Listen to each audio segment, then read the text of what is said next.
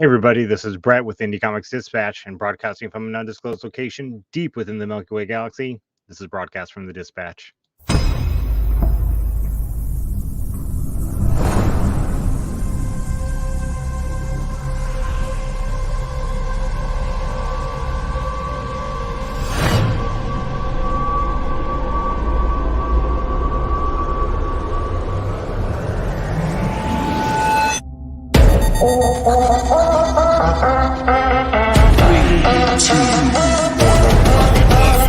If you got a story and you want the world to know it, if you think you ready and you ain't afraid to show it, throw your hands up high, yeah, we might stand out.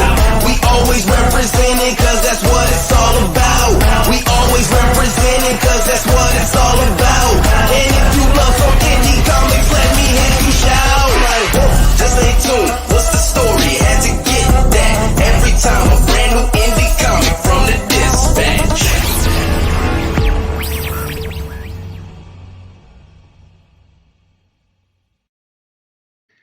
Hello everybody, welcome to another Thursday night broadcast from the Dispatch. We're here, got a great show for you tonight. I always like a good sci-fi themed show, and we're going to get into sci-fi theming here in just a minute. If you can't tell, if you couldn't tell by like the opening and stuff, I like sci-fi. It's a news flash. Couple quick announcements. So one, you may have noticed, I mean, we've talked about it. So you may have noticed, you may have heard me talk about it. I've been doing the show by myself for this season so far. But that will end by the new year. I'm in the process of checking with a few different people about co-host status. Doing the show by myself is fun. I like it, but I also like a good co-host. And so I've been doing it, kind of giving thought to if I wanted to bring in another co-host or not, and I do. And so I've reached out to a few people to see if they're interested, and then kind of developing a process by which I'll go about selecting a new co-host. So that is underway, and by the first of the year, there will be a new co-host on Broadcast from the Dispatch. So I'm looking forward to that, and I think it'll be a good thing.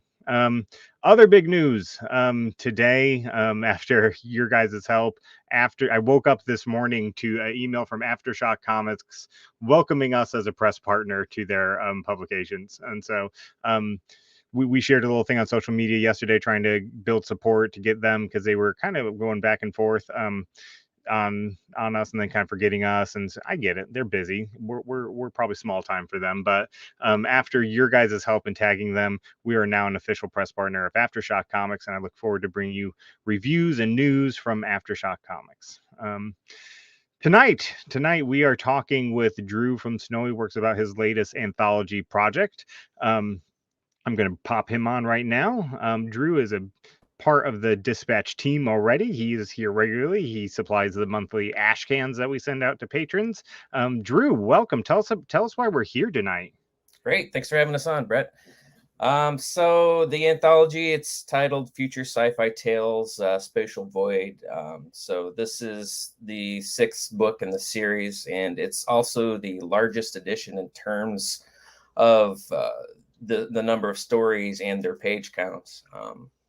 So it also has 6 creative teams, and each story is running about 8 to 10 pages. So, and it's also the first time that I've done a theme for the book, which is space. So it's all the stories are either set in space or reference space in some way. So I'm pretty excited about the book. That's really cool. As you know, I'm a big fan of anthologies because we partnered together to do Tales from the Dispatch, which announcement on that on volume 3 coming at some point. But I just love a good anthology because you can sit down and read an anthology and experience, like you said, like several different stories, and each one just hits differently, and you get to know various authors and creators in ways that you didn't before without necessarily committing to a whole series. It's a really great way to experience comics, and I love that within indie comics, anthologies have a place still. It's really cool. Yeah, and I'm kind of one of those people where, I don't get a lot of time to read comics. So having an anthology sitting on my desk and just pop a quick story off, that's why I love them. Yeah, that may get to it for me too, because I do read a lot of comics. I mean, I have a whole website dedicated to them, but reading comics that I want to read necessarily, that are on my top list, that doesn't actually happen that often. And so when I can pick up a good anthology and just enjoy it, I really love that. Yeah. So I just dropped the link for your Kickstarter um, in the chat for everywhere except Instagram. Sorry, Instagram. We can't drop links over there because they're not clickable, even if we did. But I dropped the link for the upcoming Kickstarter for Future Sci-Fi Tales in the chat. If you guys want to go check it out, follow it. Click the notify me on launch button so you get notified when Drew and the team launches that.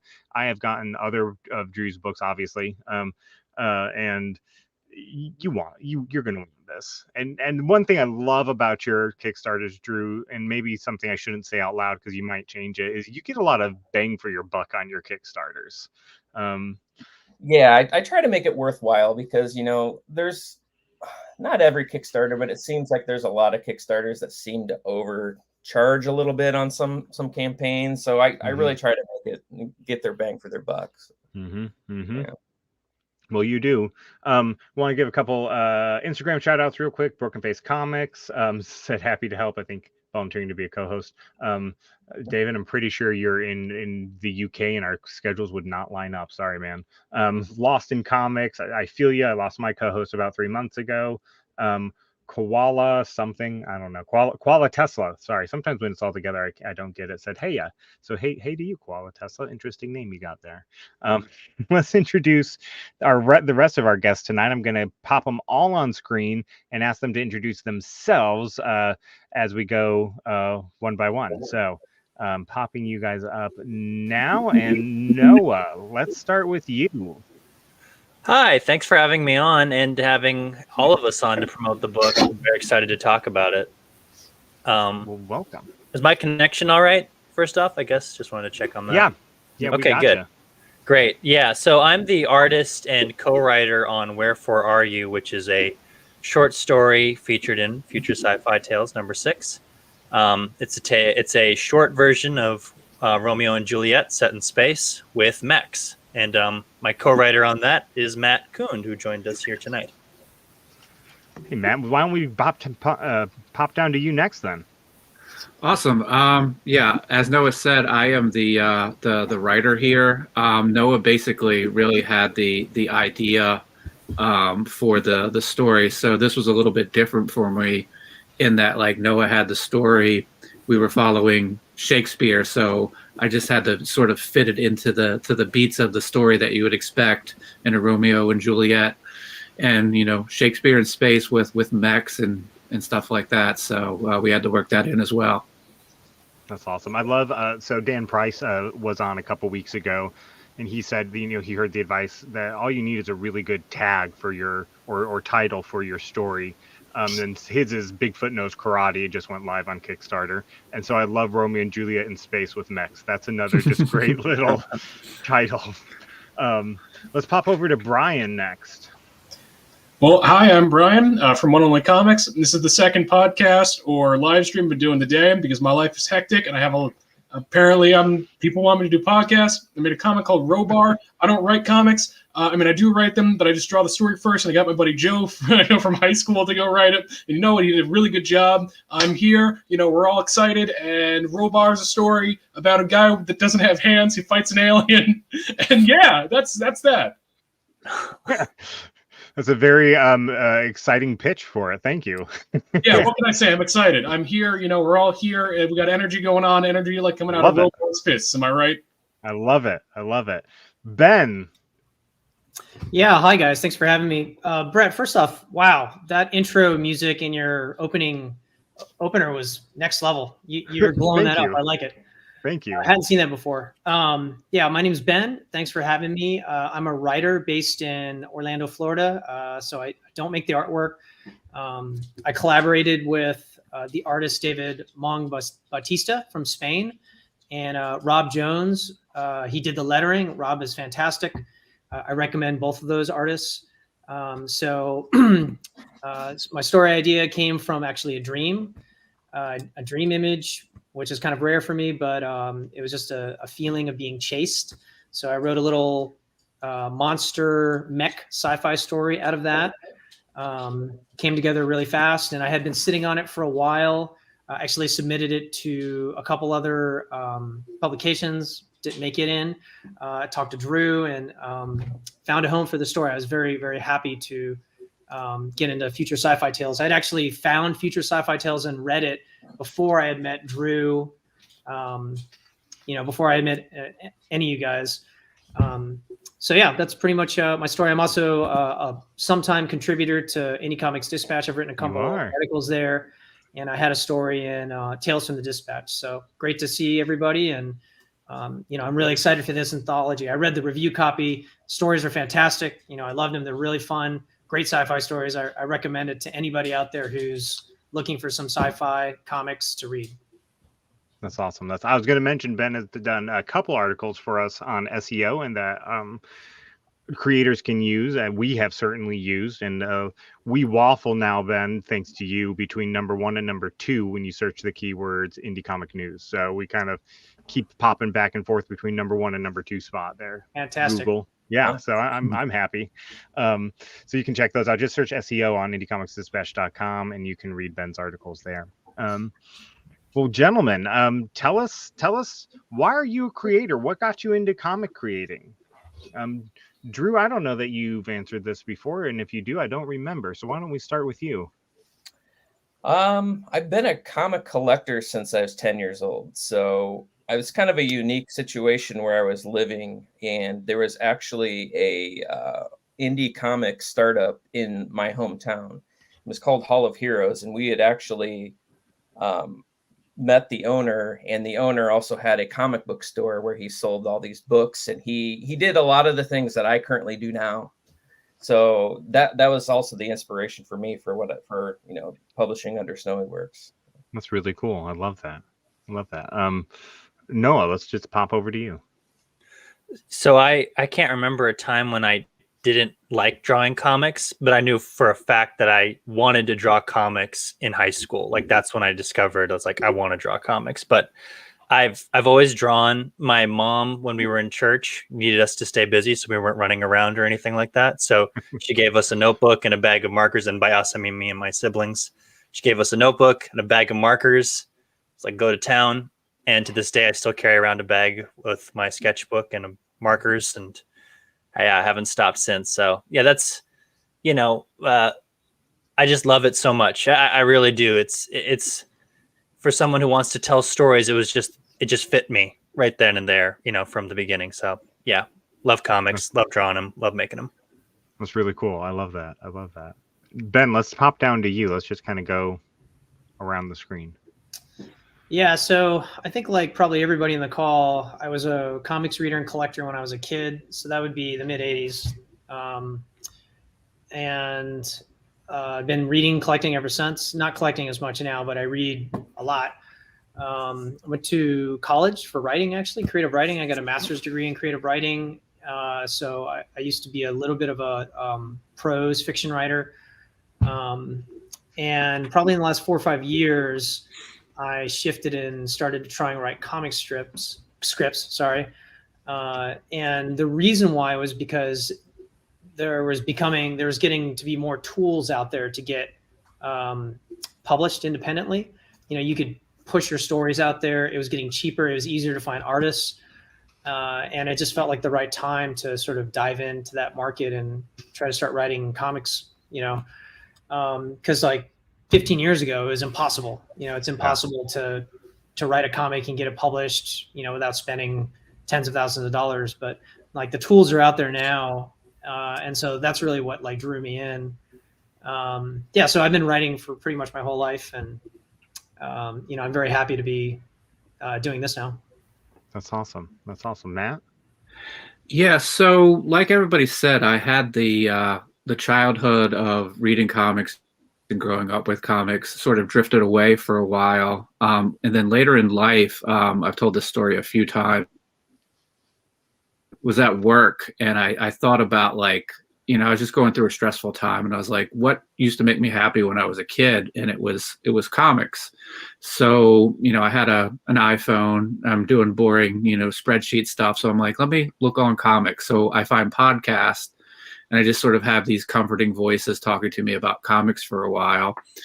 And then I just sort of got back, and it spiraled. It was, the get a pull list, going to, the shop every Wednesday, and then just really got bit by the bug to start making stuff. I pitched a few things that didn't work out, found out about Kickstarter, sort of did it on my own. And it's just sort of grown since then. A big key for me was the moment that I met Noah. We've told this story a few times on our podcast. Noah used to be the guy who would check people in at the community swimming pool to make sure they lived in the neighborhood.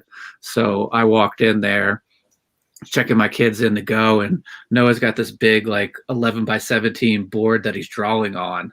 So I'm like, what are you doing? And he's like, oh, I'm drawing a comic. He turns it, and I say that it looks really cool.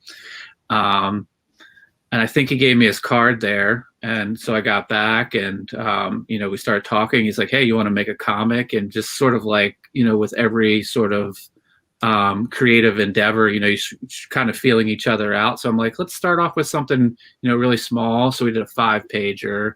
We've done a couple of larger comics, and again, it's continued to grow where I'm publishing books that he's drawing that are, 24-page comics. So it's a bit of a origin story with a rebirth, I guess.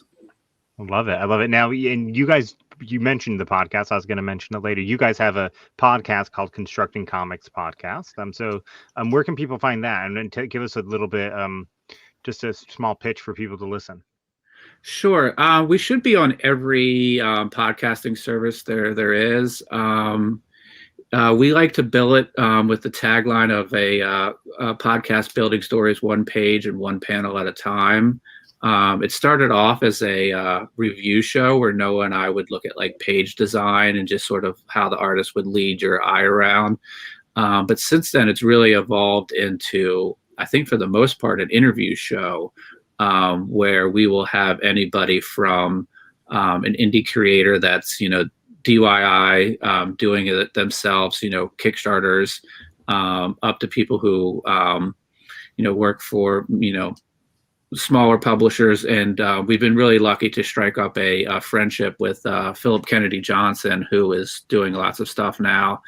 We've had him on a few times. So it's just, if you like process and nuts and bolts and of making comics, Noah and I also, I keep talking for Noah, but we also say that we get really excited that for as much as a benefit that we hope that the people are getting when they come on the podcast, we also sort of benefit from it. So if somebody comes on and they say something that I feel will help me make comics, it's just sort of like an item that I can take and stick in my sort of comics making tool belt. So it's a lot of fun. That's awesome. Brian? I just like making comics, man. I'm a pretty simple guy when it comes down to it. I've been reading comics since I was practically born, and I only in the last few years of my life have been trying to take comics a little more seriously. And you know what? I just love it. I love making comics. I got comics about goblins. I got comics about not goblins. I got diary comics. I got all the comics in the world you could possibly ever need. And hey, I'm here because Drew over here is a great guy, and he printed one of my first official stories. And you know what? I'm just happy to be here. So. What was your first official story, or one of your first that Drew printed? Pumpkin Man. It's a story about, I'm not gonna lie, all my stories, they're all kind of like the same thing, where it's hey, you got a big guy who murders someone, and that's sort of it.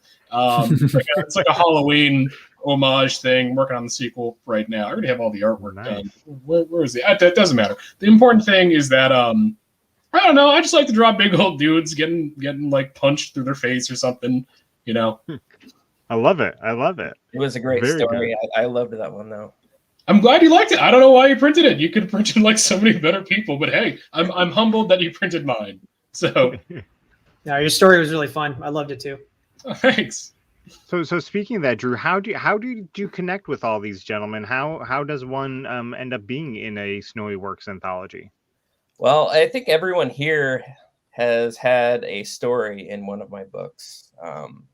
I think pretty much everything boils down to Instagram, meeting people on Instagram. I'm trying to think of when I first met Matt and Noah. I think it might have been Instagram, or I was on your show first. I can't quite remember, but yeah.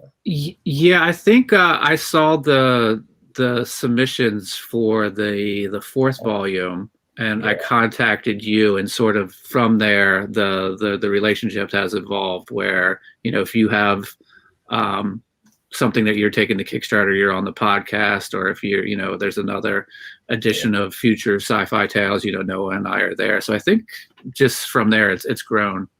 Yeah, I used to do submission calls on Reddit, and I did one on an old bulletin board called Digital Webbing. They used to be like an indie publisher in the early 2000s, but their message board's still live to this day. You can still go out there and find an artist or colorist or stuff like that. Very cool. Very cool. So let's just go around real quick and tell brief pitch again for your story in the anthology.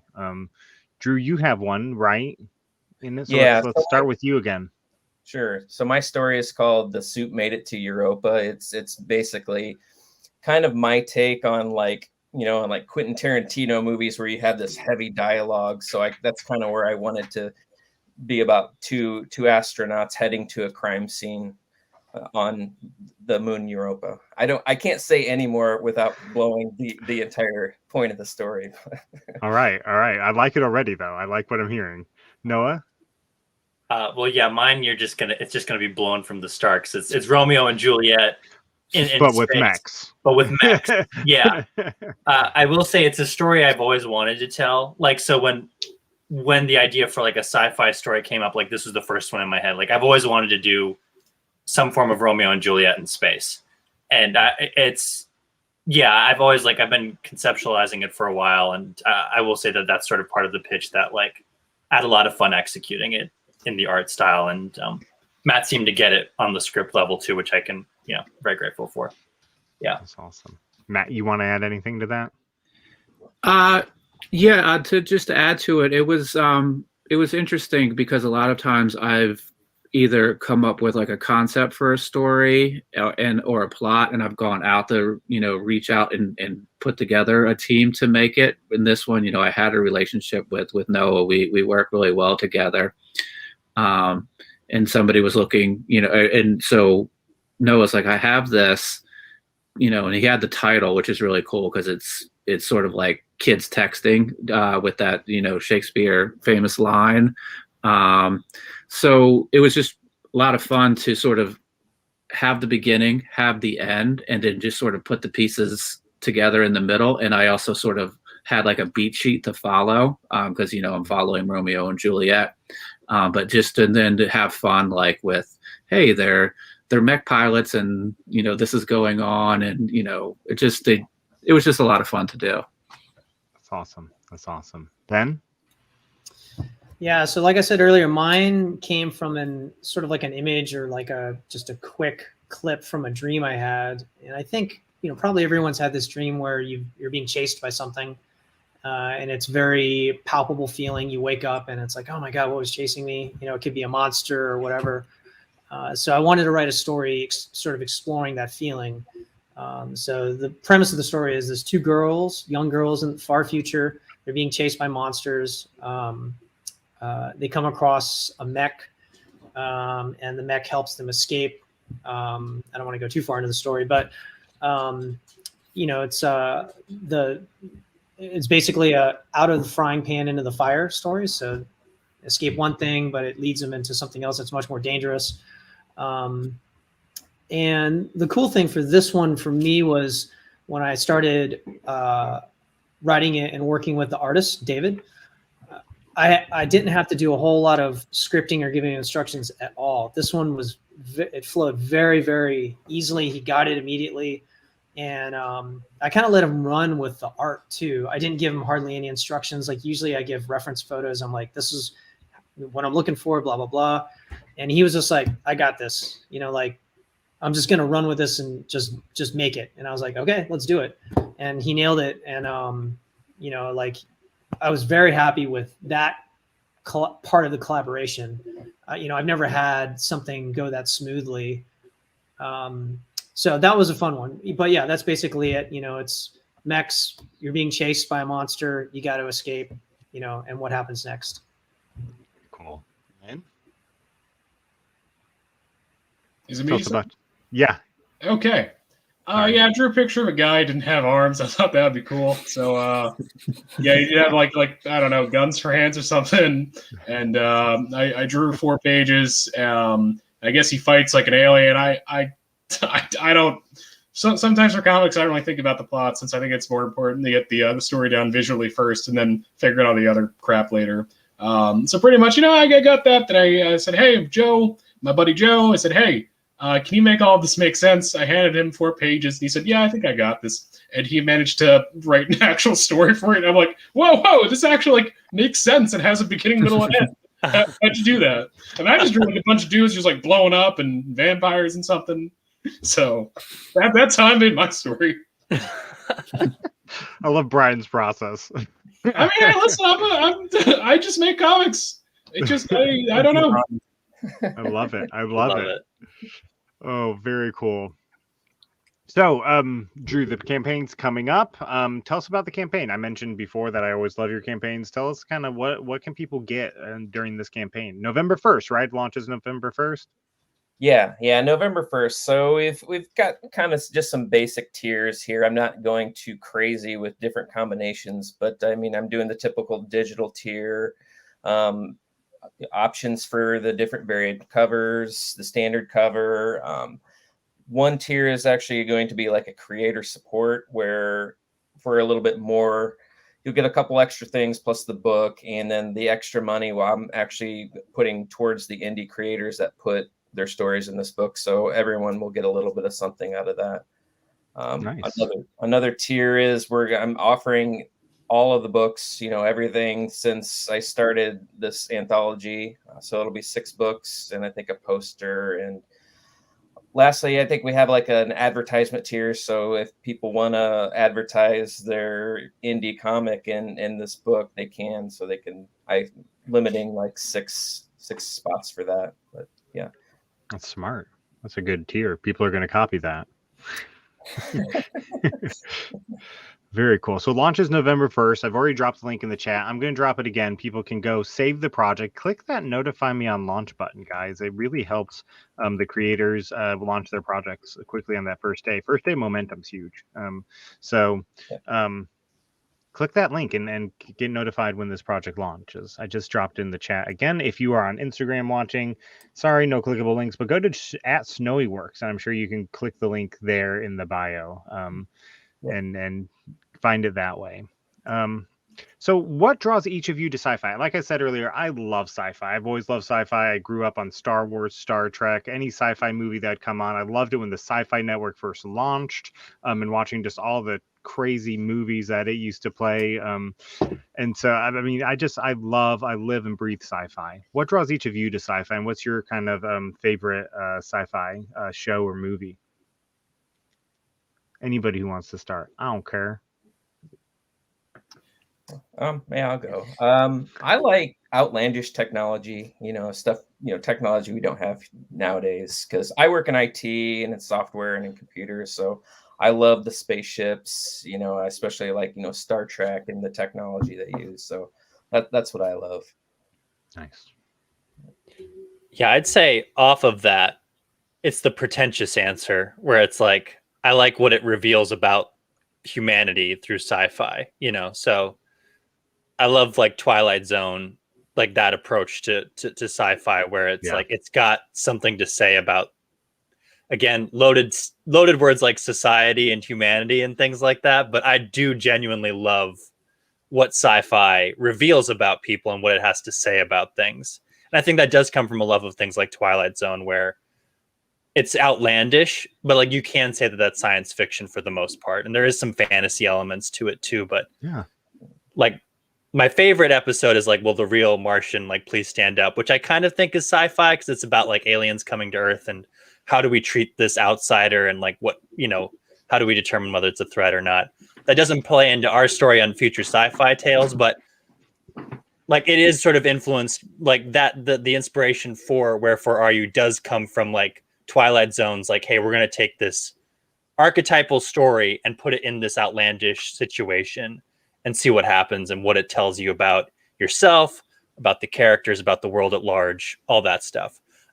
That being said, that kind of maybe sounds like I'm making Wherefore Are You into a much deeper story than it is. You can read into it what you like, but it's not that deep. But it is what I love about sci-fi. Nice. Yeah, I like sci-fi because I hate fantasy. I think fantasy is a load of crap. I like Holy the idea. shit. Yeah, I'm gonna say it. I like That's a hot sci-fi. take. Where's the drop button? Yeah, listen, man, I'm real. No, because like sci-fi at its core, it's the extension of the idea that that logic and understanding will persevere over. Oh, look at this magic. We don't know what this is. I like the idea that hey, yeah, mankind, we can get our act together. Like in stuff like Star Trek. In general, you can do a lot more interesting world building. I like the idea that the universe is an understandable place, and that ultimately that there's nothing that we can't do, and that we're just out there. And honestly, in my story, it doesn't also really apply since I wrote like a weird barbarian sort of space thing. But I really hold dear to the Star Trek ideals of a better tomorrow and an idealistic future. And also, you got like ray guns and all that crap and spaceships, and those are pretty cool. You can't have spaceships in fantasy, so take that. You can have ogres in sci-fi, though. You can do that. I mean, that's fair. That's fair. Matt?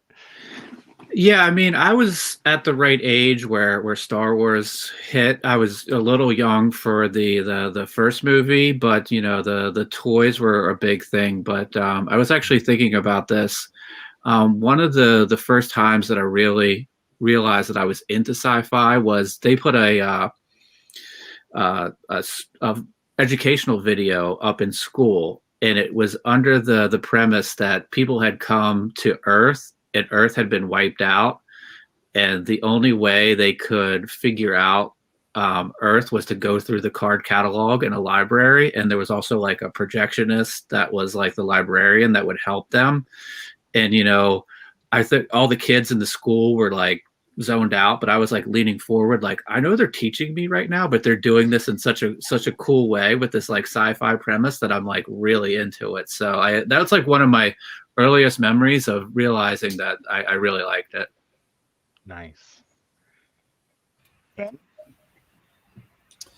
Yeah, so what draws me to sci-fi? Geez. Well, I grew up on Star Wars. I grew into Star Trek TNG. That's one of my favorites. Mine too. One of the first comics I ever read was Transformers, like Gen 1 stuff, and watching the cartoons. That had a big influence on me.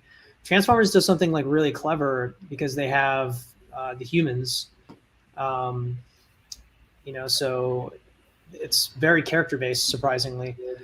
And I think that's one of the things you can do with sci-fi is you can explore sort of like the human condition. You can explore character in these very wild and unusual settings. You can really like imagination, go anywhere. The sky's the limit. And I think sci-fi and comics, that's what's great about comics is you can have any crazy, wild situation, spaceships, mechs, the craziest looking cities, and if the artist can render it, you're good to go. Where it's sometimes hard to see that in like TV and movies because it costs a lot of money to make those things. But in comics, you can make all that stuff. So I think that's why the genre is so interesting to explore. I read a lot of sci-fi novels, and one of the things that I really like are like the really big, crazy, universe-expanding galactic ideas. Like one of there's multiverses out there, just for example, like using Marvel. That's like a big sci-fi idea. And then you can really do a lot of cool stuff, a lot of cool storytelling within that framework. So that's what draws me to it. It's just sky's the limit. Love it. On YouTube, I'm working on a sci-fi comic on my own, inspired by me getting a dream toy of mine, a walking, talking Roby the robot figure. So I'm doing a story with a cool classic robot. I do love a cool classic robot story. And then Diesel Funk over on Instagram says, sci-fi is my lifeblood, but I love being in a world where whatever comes to mind can be fabricated. What a wonderful time to be alive and to be a content creator. Agreed, Diesel Funk. Agreed. Yeah, and that's why I love sci-fi, is because just for everything you guys said, you can do just about anything in sci-fi. You can do anything, and I do think while I do disagree with you, Brian, I do love fantasy. I do feel like people get so stuck You in. can like it, man. I hate elves. I hate all that crap. Well, I that's like where the I think idea- people get stuck in the Tolkien fantasy and sometimes can't get out of that, and just they try to rewrite Tolkien, and nobody's going to rewrite Tolkien. Nobody's going to do that. So what are some sci-fi tropes you just love, that you just like, you see it and you know it's a trope, but you just really love it and you think it's awesome? I love time travel. Yeah, anything with time travel. TNG does that all the time. So anytime they go back and forth in time or have to solve a massive problem, yeah, time travel, love all that stuff. I eat it up. Yeah. Is it Star Trek form, the one where like, oh yeah, we all know how time travel works. You just have to like slingshot around like a sun. Basically, yeah, pretty much. There's so many different types of like time travel in Star Trek. They're like, yeah, we know how to do it like 7 different like ways, you know. Yeah. Yeah, I mean, they use the trope really well because they're traveling through time, and then they get to explore like all these interesting character situations. You know, that's what Star Trek 4 is all about. Yeah. So yeah, and First Contact then too. Yep. I mean, yeah. What else?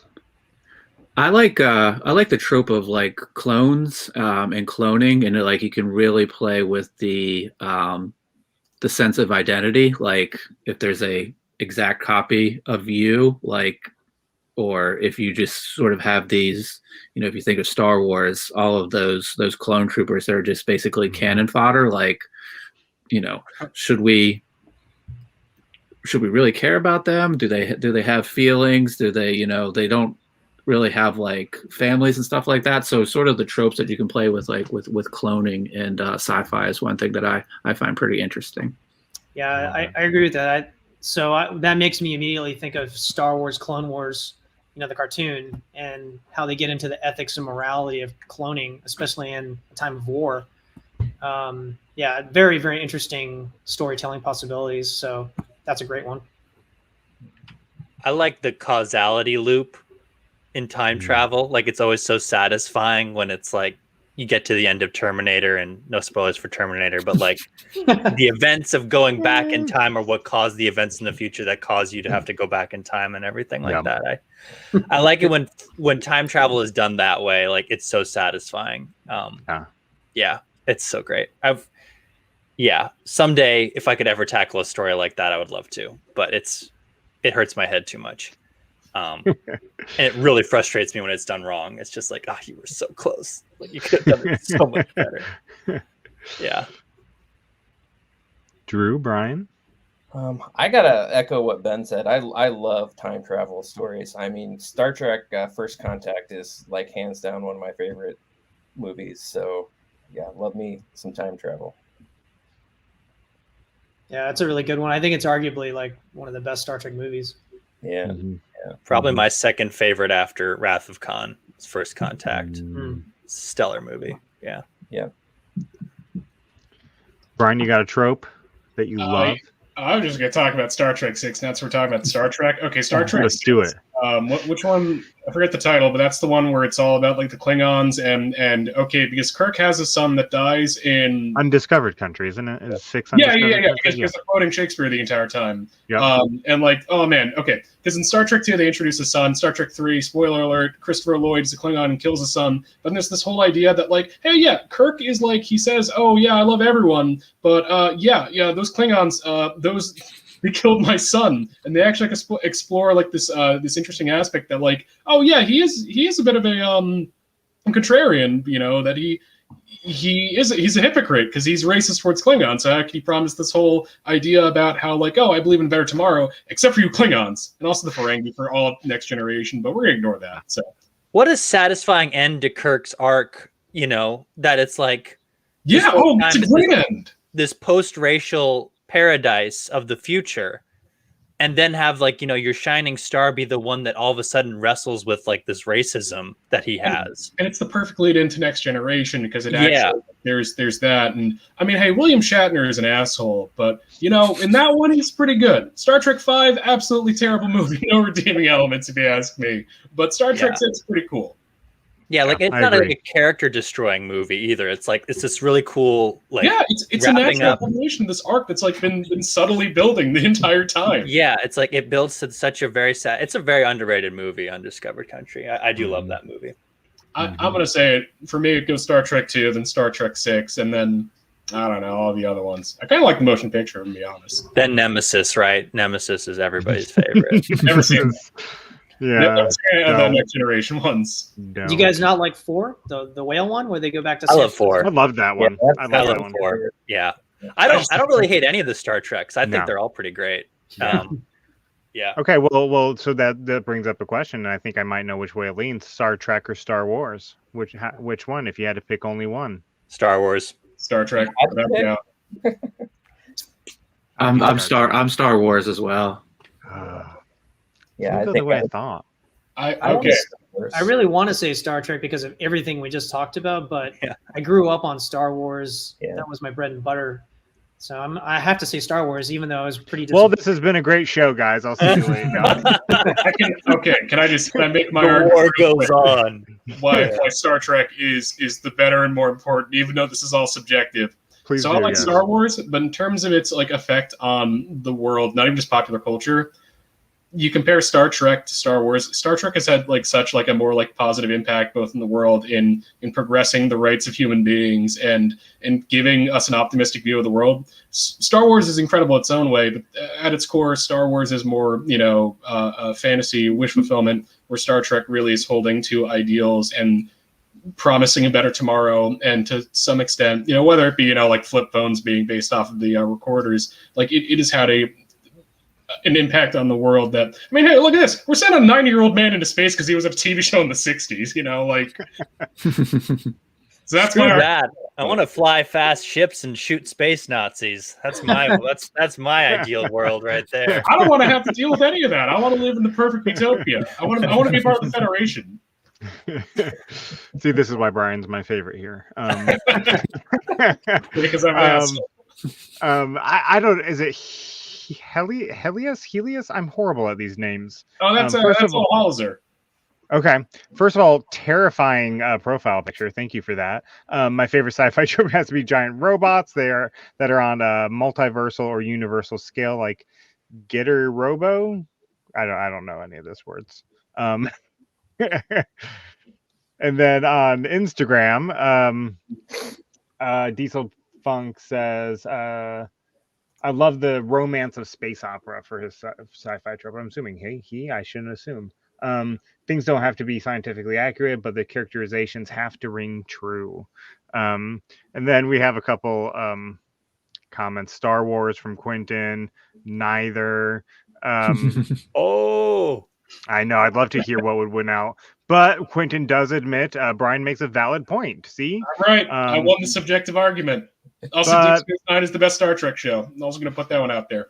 It is the best Star Trek show, but I don't know that it makes the point that you wanted to make earlier, so I wasn't going to say that. It's all about war. Oh, yeah. No, that show takes everything I say, just throws it out the window. And says, the world is actually terrible. Domestic terrorism is sometimes necessary to establish uniform power. It's whatever.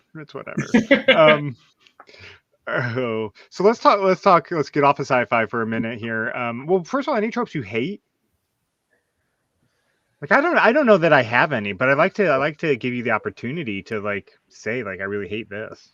time travel. It's like my favorite and my least favorite. It's like Well, yeah, when it's done wrong, it can be done way wrong. It's done wrong most of the time in popular fiction. It's just you don't think about this, do you? That idea of the classic Back to the Future, the rules don't make sense from 1 to 2 to 3 sort of. No, but Back to the Future sets up rules that it follows. It may not follow temporal laws and things like that, but there are movies and TV shows that will break its own rules where it's I think I love Looper, but that movie breaks its own rules a lot. And most recently the Tomorrow War made me so angry.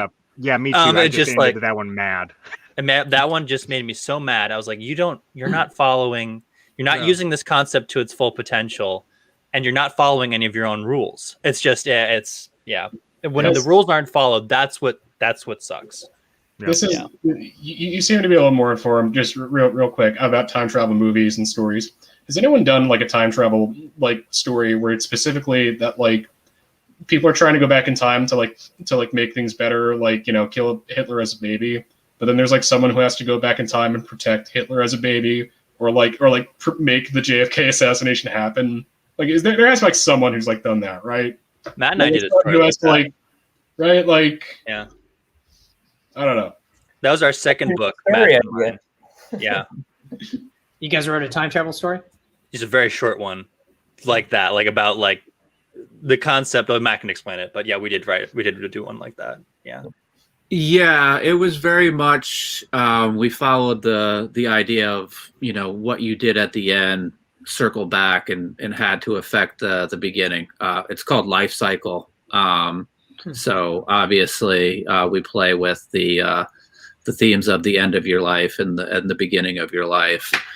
But I was going to add to the trope that I don't like is the limited resources, like where they need to like go get like this, you know, element for the fuel cell that they need to power the ship. And I'm like, come on, you guys have mastered, you know, You don't have interspatial that travel. And you're hyperspace. like, I need that one element on that one remote planet. That's the only thing that's going to be able to power my ship. And somebody else also wants it. So we're in a race and a fight for it. Like the rare element that's the only one that will work is the trope that I don't like. Yeah.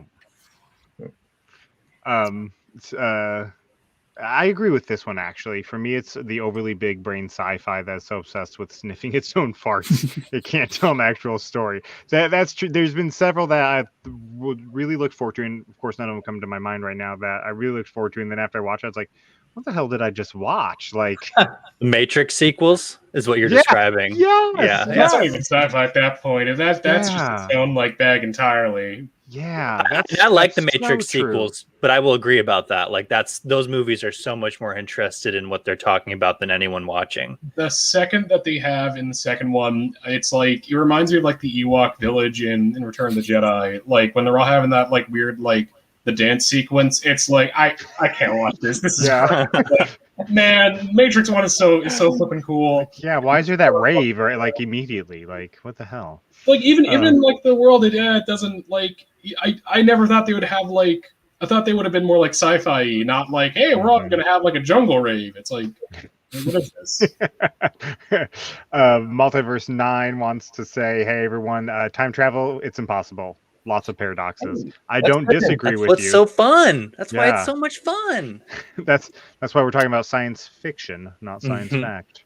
I've got a sci-fi trip I want to ask you guys about that I'm on the fence on. So I'm not really into like the kaiju subgenre, giant monsters versus whatever, you know, Godzilla versus King Kong or whatever. Like, are you guys feeling that subgenre? Do you like it? Do you want to write something for it? What do you think? Yeah, baby. I like a good someday. I like a good action movie, but I'm not fulfilled by the storylines in them. I haven't seen a great kaiju book or story or movie yet.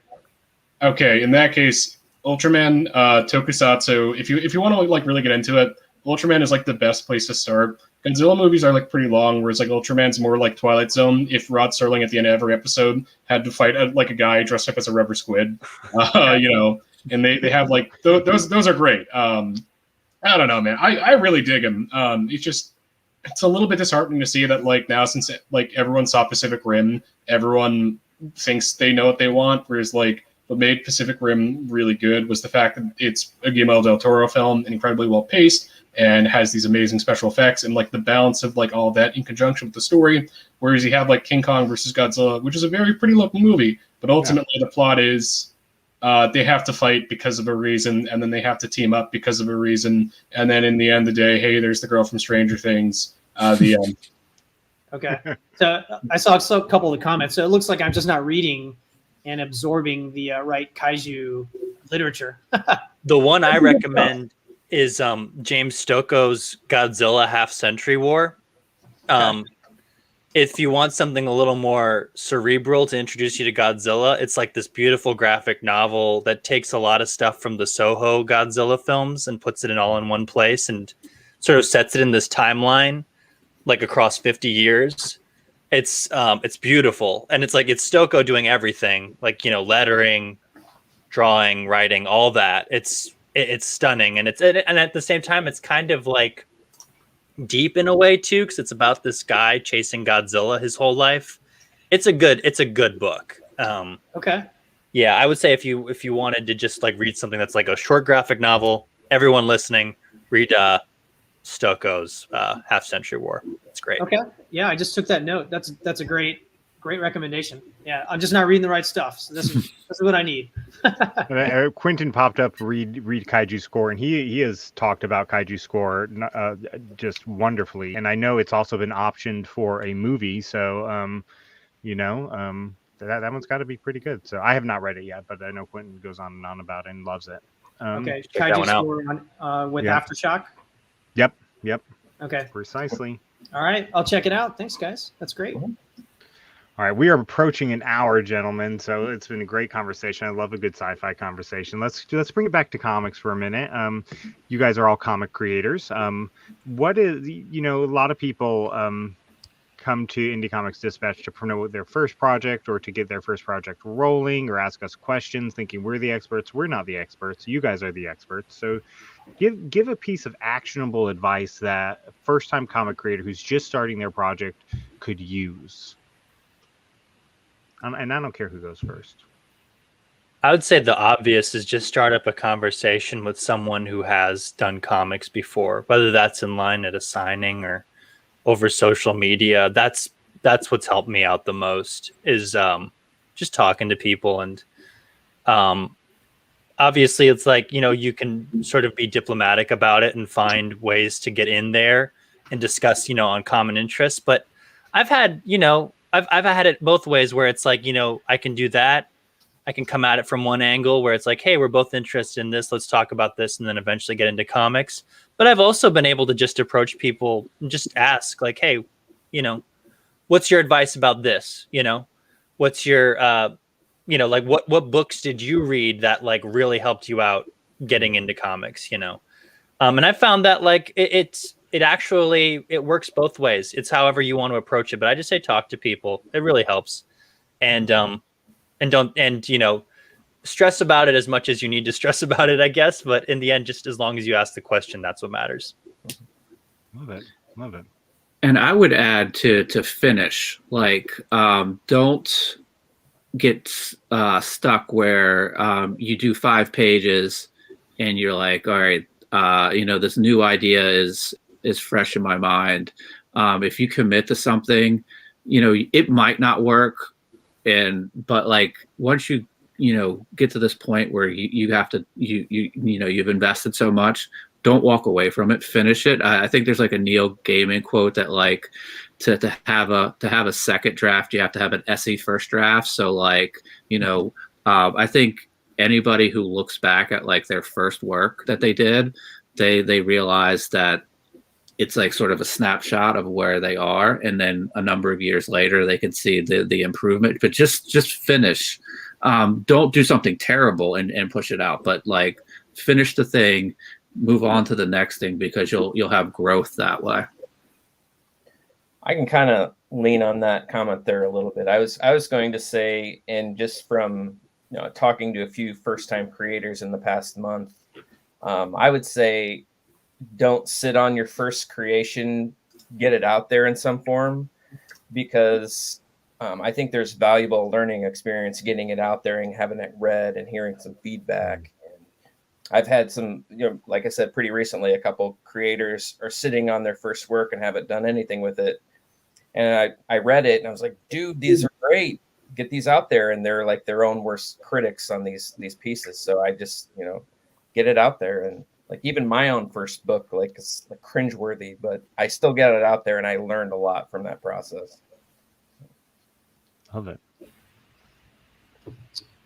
Well, for me, I guess the best actionable piece of advice. So I think it's very useful to master or get good at the craft of making very short comics. And it's very practical also, right? Because it's a lot more affordable. And you can get placed in things like anthologies, indie anthologies. You can put it on your own personal website. You can do a webtoon. So, a lot of creators I talk to, they have this huge grand idea. They want to make a universe. They've got 20 issues planned. But I think it's smart to start really small, master how to just make an 8-page comic, beginning, middle, and end, make it sharp. It's much easier to script it, and start there. And then, as you get better at your craft, you can start making the universes and making much longer issues and things like that, once you've got your feet wet. So I say start small, do short comics first, and grow into it. That's solid advice. That's very good advice. Yeah. Yeah, and if I could just add that, like, that's a real skill, is to be, I feel like it's a real skill to be able to be concise and tell something in 6 or 8 pages, as opposed to meandering for 18 pages and then going, I got to finish this up, and magically the God from the machine descends and it fixes everything. So I think it's a real skill to be concise and start off small as well. Yeah, I agree to that. It's a good skill to have, to be able to tell such a start to finish story in such a low amount of pages. So yeah, and if I can kind of also tell Sam, this is my own mentality. Just churn out as much crap as you can. Just sit down and don't even worry about your first story is probably not going to be good. I hate to say it, but I think that we can all sort of acknowledge that, like, hey, nobody starts out great. There's this one person I knew from high school. They'd always talk about making their magnum opus album. It was the first album they ever were going to make, so I don't think they understood what a magnum opus was. But they always talk about, it's going to be the best album ever. I'm going to have all these songs. It's going to be the best thing I ever make. It's like, oh, have you written a song yet? Well, no, but once I'm ready, I'm going to do practice. I'm going to practice, and I'm going to do it. Oh, so have you done the practice yet? Well, no, but when I do practice, then I can write the song. It's like, okay, so it's going to sound horrible because it's the first thing it's the first song you've ever made to this album. You're never going to get good enough if you just think that, I'll get good enough eventually. You just have to sit down and just make something. I mean, I don't know. When it comes to all this, I'm just some dude, and all I know is, hey, some people like my comics, and I like to make comics. So hey, if that works for me, I don't see why it can't work for anyone else. I guess I don't know. But yeah, no, just make things. Try to have fun, and don't worry if you're not good right now, because if you just keep working at it, eventually you will be. Love it. Also, fantasy still sucks. Just gonna say, Willow blows. Willow, Star Trek. That's going to be I pull like a clip every show for ads, and I wrote down the time mark where you said fantasy sucks, so that's going to be next. I'm telling the truth. You can censor me, but I'm telling the truth. I love it. That's all really solid advice, and I love the get your first work out there, because that's the opposite of what I've heard other people say, and I love that. Get it out there, get the critiques, listen to the critiques, and learn from it. Mm-hmm. And you're right. So many indie creators want to be the MCU. They want to build this masterpiece of interconnected universes, and just work on telling one story first. Just one story, and get that out there. And don't make it a fantasy story, apparently. So make a fantasy story. I'm sorry, I'm not going to read it. There's only okay, Usagi Yojimbo is a great book. It's not fantasy. All right. I don't know what to tell you, man. I just hate fantasy. A couple of things from the chat. Read Kirby and Lee stuff to get a real good idea what makes comics fundamentally good and bad. Gail Simone and Brian Michael Bendis will talk at great length if you ask them a question.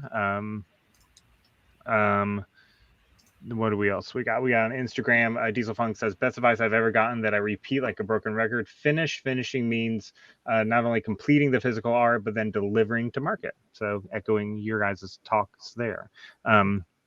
Guys, Drew, tell everybody how they can follow SnowyWorks and where they can get more information on the anthology. So probably the best place is either Instagram or Twitter. That's where I'm the most active. It's just at SnowyWorks. I have a website, SnowyWorks.com. There is a newsletter sign up. I'm pretty active on that as well. Instagram and Twitter, big hitters right there. Very good, very good. And we've dropped that link in the comment section. You can find it. Go follow that project. Click that notify me on launch button so that you can get notified when the project launches. Like I said, there's always some great stuff to be had in SnowyWorks Kickstarter campaigns, and always and I'm not just saying this because I work with Drew on Tales from the Dispatch. Totally not. This is true. I wouldn't work with somebody who did subpar stuff. But everything you get from SnowyWorks is going to be top notch, printed great. Drew has a great attention to detail, and so yeah, it's you're going to want to follow this and get this book, especially if you love sci-fi. Guys, everything sounds great. I can't wait to get a physical copy of this book in my hands, because I love a good anthology and I love me some sci-fi. Thank you guys so much for being here tonight. And hanging out, talking sci-fi, talking fantasy hate, and just who would win, Star Trek or Star Wars? And it's totally Star Trek. Thank you all for agreeing with me on that. I agree. We are back next Thursday again. We have Dr. Sheena Howard with us. It'll be a one-on-one interview with her. She is currently doing some work on the Wonder Woman series for DC Comics, but got her start in indie comics and continues to release indie comics. After that, on the 28th, in honor of Halloween, we have Monsters in Indie Comics coming up, and then we start off into November with a whole new schedule. So guys, again, thank you for being here. Thank you for taking the time to talk with us. Everybody out there watching, we'll see you next week. Thanks so much. Thanks for having us. Good to see everybody. Thanks for having us. Thank you.